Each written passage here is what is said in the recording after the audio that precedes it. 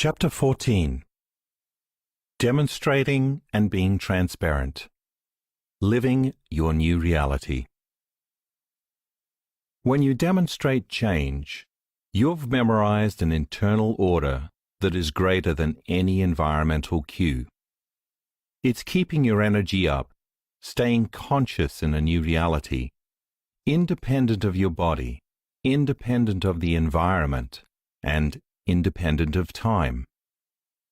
How are you going to be when you walk into your life? Remind yourself with your family, at your job, with your children, at lunch tomorrow. Can you maintain this modified state of being? If you can live your life in the same energy that you created with, then something different should show up in your world. That's the law. When your behaviors match your intentions, when your actions are equal to your thoughts, when you're being someone else, then you're ahead of your time. Your environment is no longer controlling how you think and feel. How you think and feel is controlling your environment. That's greatness, and it's always been within you. When how you appear is who you are free from the enslavement of your past. And when all of that energy now is liberated, the side effect of that freedom is called joy. When your internal neurochemical state is so orderly and coherent that no stimulus in your incoherent external world can disrupt who you are being, then your mind and body are now working in harmony. You are now a new being. And by memorizing that state of being, a new personality, your world and your personal reality will begin to reflect your internal changes. When your outward expression of self is equal to your inner self, you are headed to a new destiny. Can you maintain the change in your life so that your body does not return to the same mind? Since emotions are stored in the subconscious memory system, it is your job to consciously keep your body aligned to your new mind so that nothing in your environment emotionally hooks you back to the old reality. You must memorize your new self and insist on being it so that nothing in your present reality can move you from it. Remember that when you get up from your meditation, if you did it properly, you will advance from thinking to being. Once you're in that state of being, you are more prone to do and think equal to who you are being. In a nutshell, demonstration is living as if your prayers have already been answered. It is rejoicing in your new life with a new level of expectation and excitement. It is reminding yourself that you must be in that same state of mind and body that you were in when you created your new ideal. You cannot create a new personality in your meditation and then live as the old self for the rest of the day. It would be like eating a really healthy meal in the morning and then spending the rest of the day snacking on junk food. In order for a new experience in reality to happen to you, you have to match your behavior with your goal. You align your thoughts and your deeds. You must make choices that are consistent with your new state of being. When you demonstrate, you physically apply what you have mentally rehearsed, getting the body involved and making it do what the mind has learned.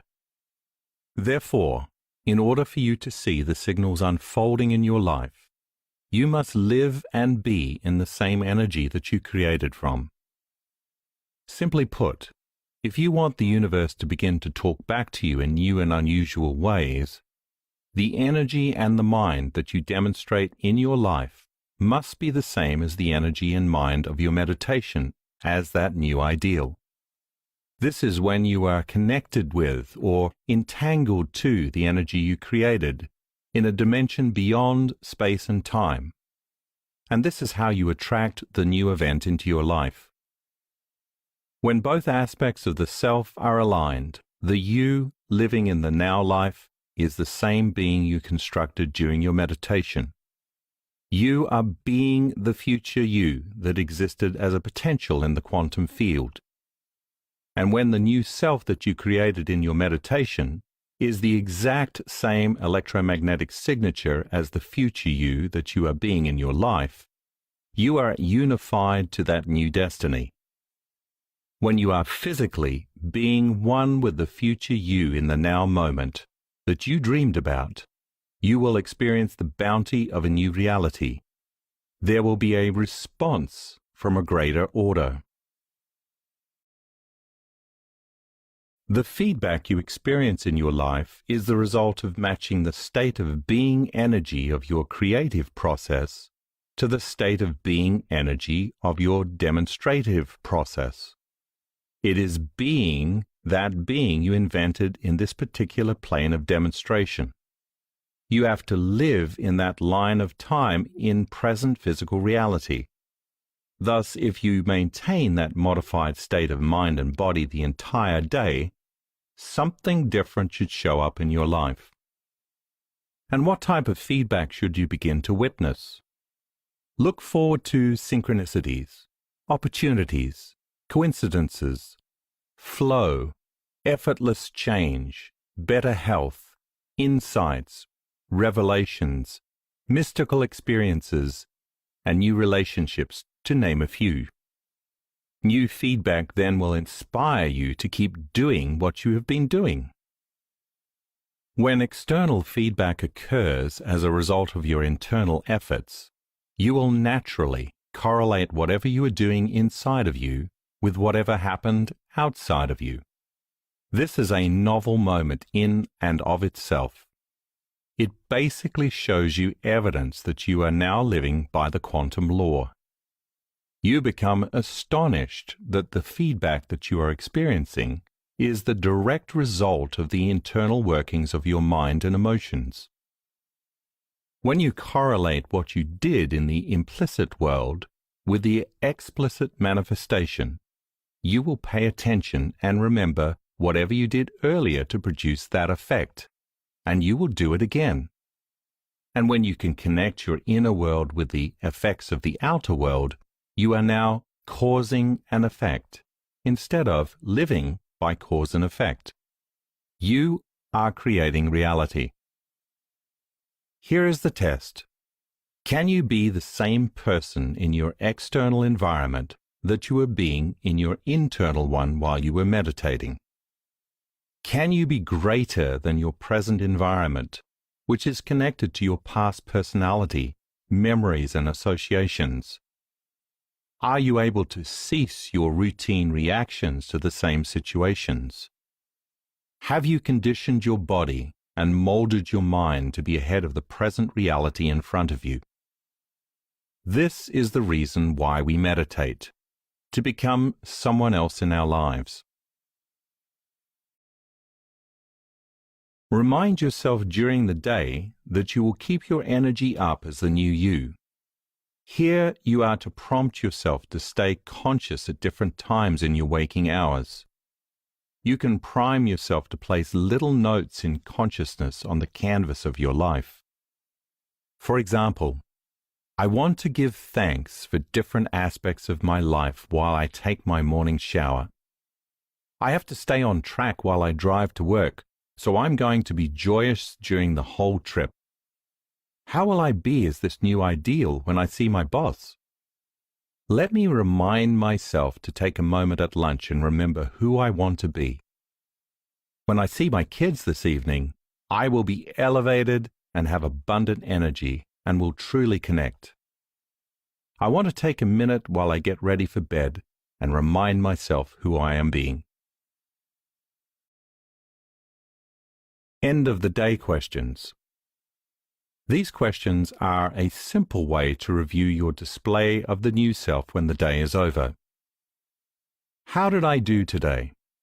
When did I fall from grace, and why? Who was it I reacted to, and where? When did I go unconscious? How can I do better the next time that happens? Before you go to bed, it might be a nice idea to contemplate where it was during your day that you lost your new ideal. Once you can see the obvious place in your life that stimulated you to fall into oblivion, ask yourself these simple questions. If this situation happened again, how would I do it differently? And what piece of knowledge or philosophical understanding could I apply to this circumstance if it arose again? Once you can come up with a solid answer and attend to it with a bit of thoughtfulness, you will be mentally rehearsing a new element that rounds out another part of you. You will be putting the new neural network into your brain to prepare you for the event at some future time. This little move will assist you in upgrading and refining the model of the new and improved you. You can then add that into your morning or evening meditation. When you are transparent, how you appear is who you are, and your internal thoughts and feelings are reflected in your external environment. Having achieved this state, your life and your mind are synonymous. It is your final relationship between you and all of your outward creations. This means that your life reflects your mind in all arenas. You are your life, and your life is a reflection of you. If, as quantum physics suggests, the environment is an extension of the mind, this is when your life reorganizes itself to reflect your new mind. Transparency is a state of true empowerment in which you have realized, made real, your dream of personal transformation. You have gained wisdom from experience and are greater than the environment in your past reality. The telltale sign of becoming transparent is that you do not have many overly analytical or critical thoughts. You wouldn't want to think that way. It would take you away from your present state. Since the side effect of transparency is true joy, more energy, and freedom of expression, any thought that is connected to an ego drive would lower the elevated feeling within you. When your life begins to unfold with new and wonderful events, there will come a moment that you will be in awe, wonder, and utter wakefulness when you realize it was your mind that created them. In your rapture, you will look back from this vantage point at your entire life, and you will not want to change anything. You will not regret any action or feel bad about whatever has happened to you, because in that moment of your manifestation, it will all make sense to you. You will see how your past got you to this great state. As a result of your efforts, the consciousness of the greater mind has begun to be your conscious mind.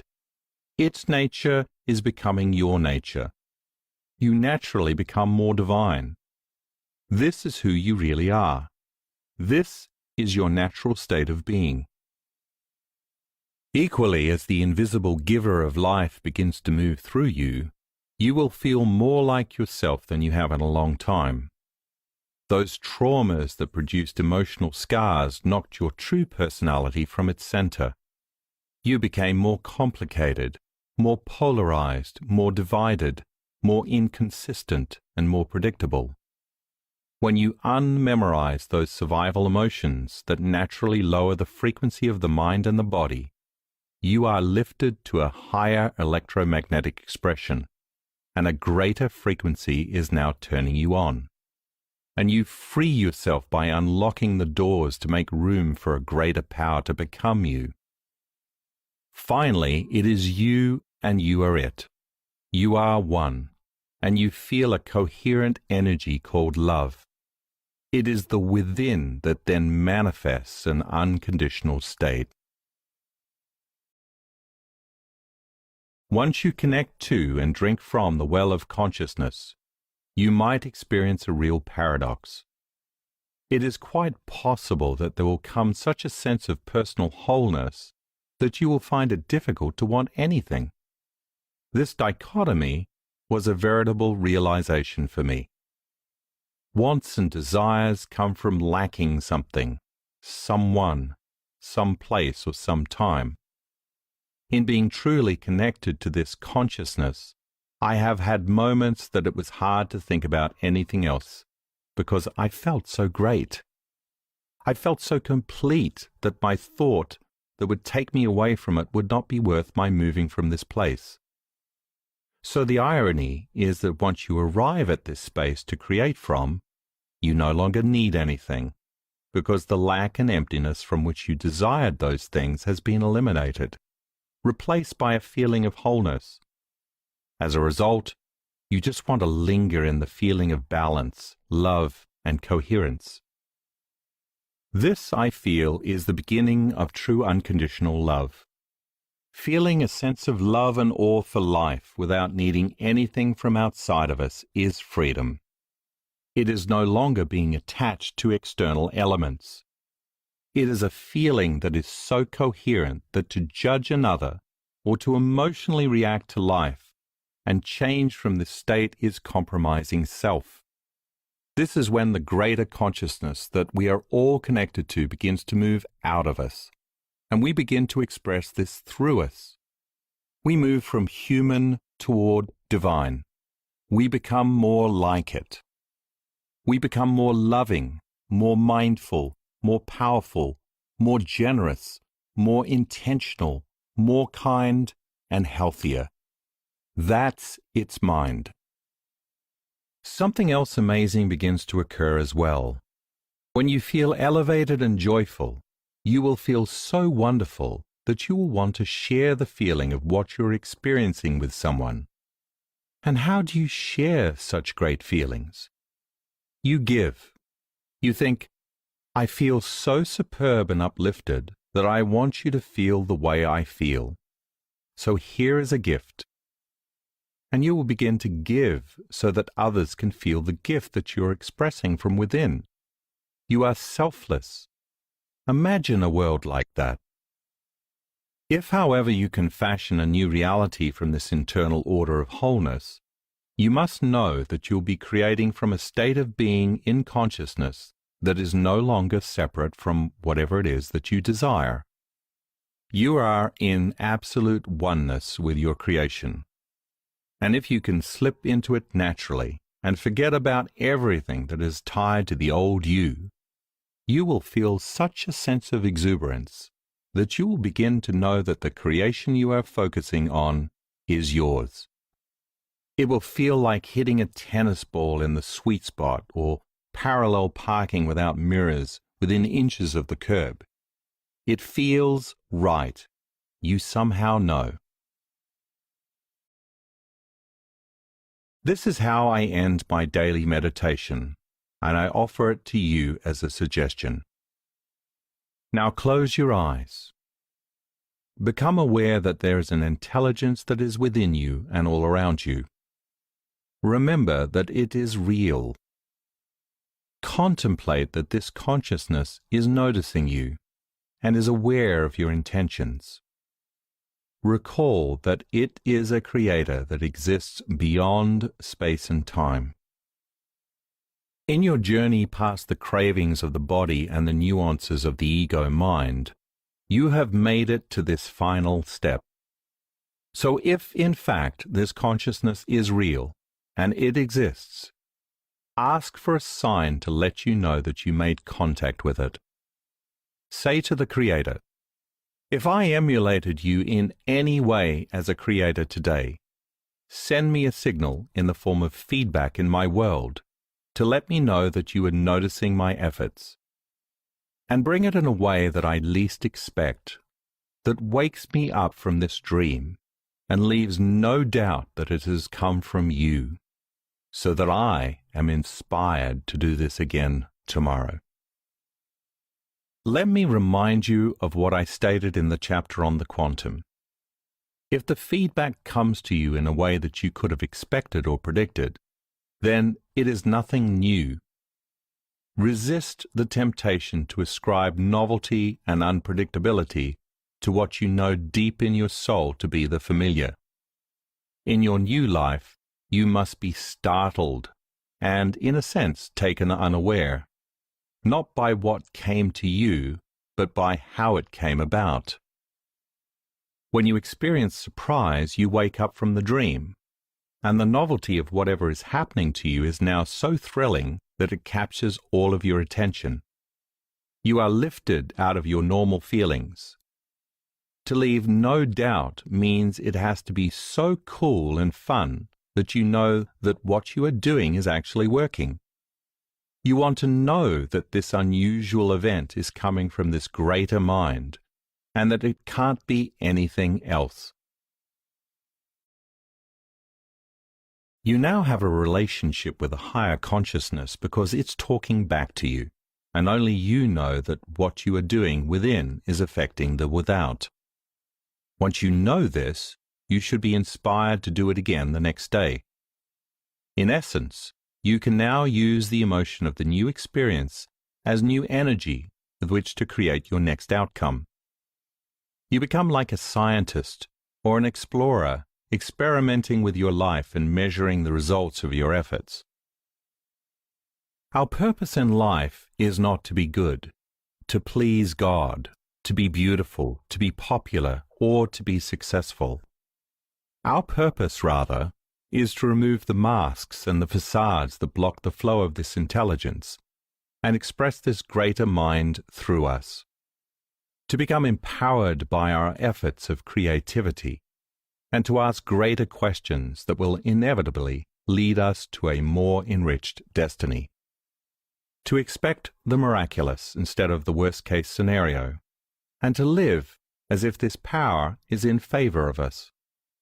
To ponder the uncommon, to contemplate our achievements in utilizing this unseen power, and to open our minds to more expanded possibilities challenges us to evolve our being, to let more of this mind come through us.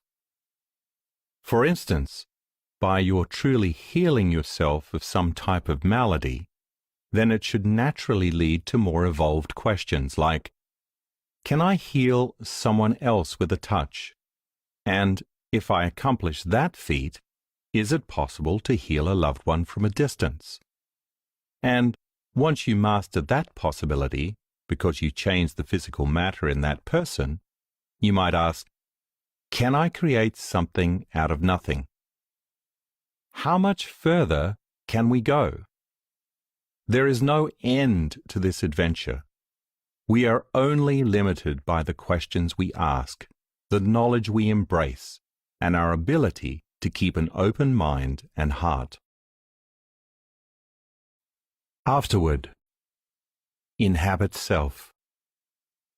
One of the biggest lies we have come to believe about ourselves and our true nature is that we are nothing more than physical beings defined by a material reality, devoid of dimension and vital energy, and separate from God, which I trust you know by now is within us and all around us. To keep the truth about our real identity from us is not only enslaving, but it asserts that we are finite beings living a linear life that lacks real meaning. The dictum that there are no realms and no life beyond our physical world, and that we have no control over our destiny, is not a truth that you and I should ever believe in. It is my desire that you have become empowered by a bit of knowledge in this work to help you see who you really are. You are a multi-dimensional being who creates your reality. Helping you accept this idea as your law and new belief has been my labor in this book. Breaking the habit of being yourself means that you are going to have to lose your mind and create a new one. But when we fully lay down the old, familiar life or mind and start creating the new, there is a moment between the two worlds that is bereft of anything we know, and most rush back from this void to the familiar. That place of uncertainty, the unknown, is what the maverick, the mystic, and the saint know to be fertile ground. To live in the realm of the unpredictable is to be all potentials at once. Can you become comfortable in this empty space? If you can, you are at the nexus of a great creative power, the I Am.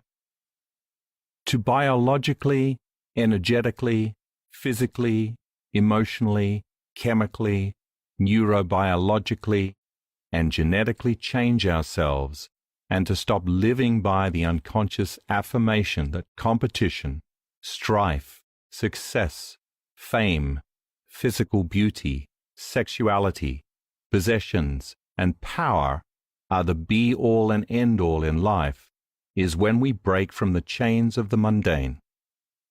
I fear that this so-called recipe for ultimate success in life has kept us looking outside of ourselves for answers and true happiness, when the real answers and true joy have always been within. So where and how do we find our true self? Do we create a persona that is shaped by associations with the outer environment, which perpetrates the lie? Or do we identify with something within us that is as real as everything outside of us, and create a unique identity which has awareness and a mind that we can emulate? That's right. It is that infinite resource of information and intelligence, personal and universal, that is intrinsic to all human beings. It is an energetic consciousness that is filled with such coherence that when it moves through us, we can only call it love. When the door opens, its frequency carries such vital information that it changes who we are from within. This is an experience that I have humbly learned to live for. It is my hope that you know that you have always had access to it if you choose. But if you live life as a materialist, then you will struggle with its existence. Why? Well, realists will use their senses to define reality. And if they can't see it, taste it, smell it, touch it, or hear it, then it doesn't exist, right? This duality is a perfect scheme for keeping people lost in the illusion.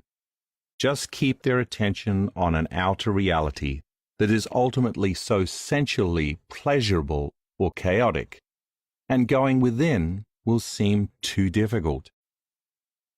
Your attention is where your energy is.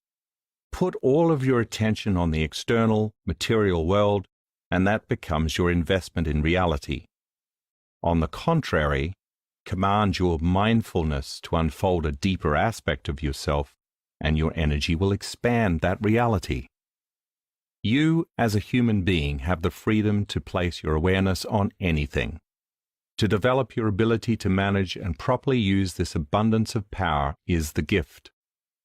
Wherever you put your thoughts and your awareness becomes your reality. If you stop believing that thought is real, you will fall back into materialism and stop doing the work. You'll simply choose some emotional addiction or habit for immediate gratification, and then talk yourself out of possibility. Herein lies the dilemma. The future reality we create in our minds does not yet have any sensory feedback, and by the quantum model, our senses should be the last to experience what we create. For this reason, many of us make materialism our law once again, and we go unconscious.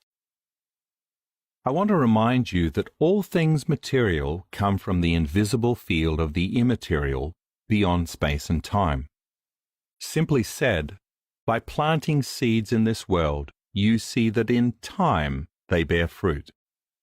If you can experience a dream so completely in mind and emotion within the inner world of potentials, then it has already happened.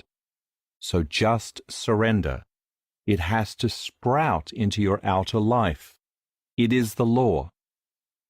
But here is the hardest part of the whole process. Making or taking the time for your precious self to actually do it. That's it. We are divine creators.